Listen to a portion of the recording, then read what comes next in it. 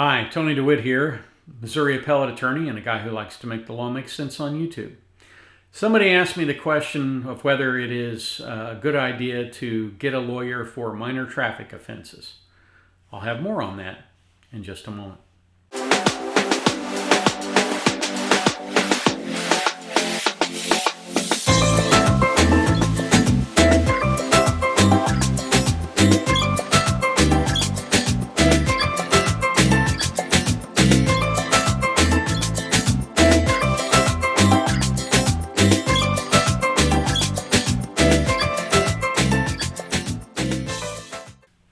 So to begin with, if you're thinking that DUI, or driving while intoxicated, DWI in some locations, is a minor traffic offense, you're thinking about it all wrong.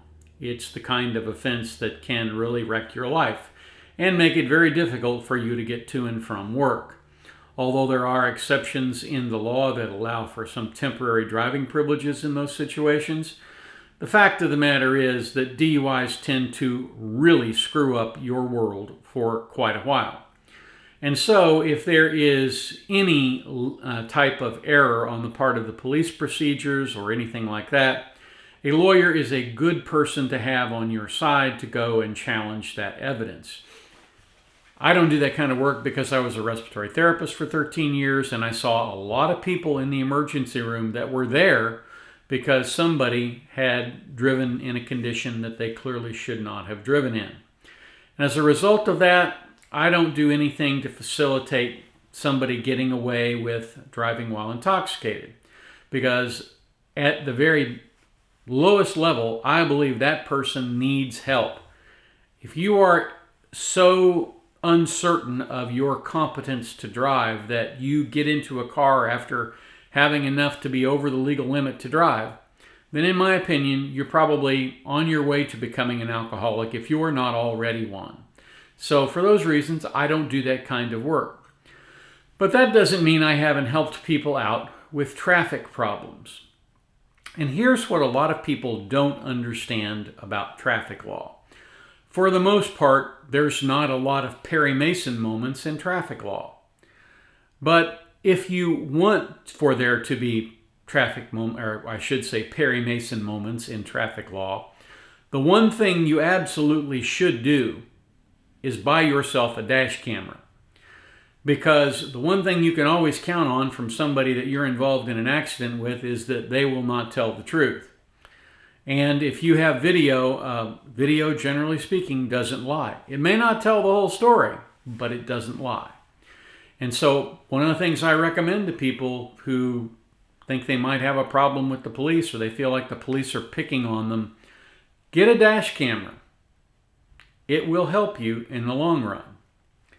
Now, the second thing is about traffic law is that a lot of times, like I said, it's not really the practice of law. An attorney goes to the prosecuting attorney and says, hey, Highway Patrol got my guy at 15 miles over the posted speed limit. He was going 85 on 70.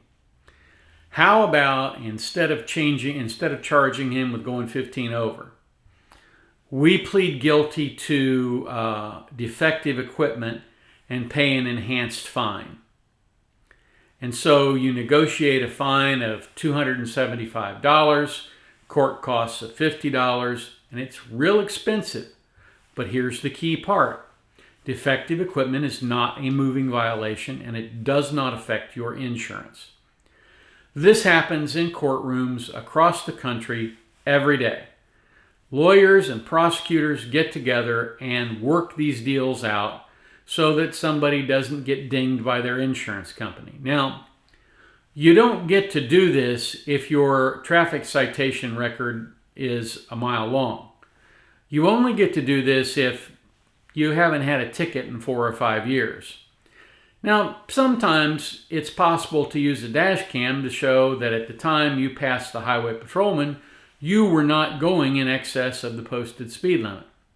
Because the dash cams, most of them have GPS, and they have calculated to the instant how fast you are going at that point. Therefore, you have countervailing evidence and you can challenge the highway patrolman. So That's my shtick on traffic law. If you have any questions, please leave them in the comments down below. Thank you very much for watching. If you haven't already, go over here and subscribe to our channel so you can be notified anytime we release a video. Thank you so much for watching. Have a marvelous day.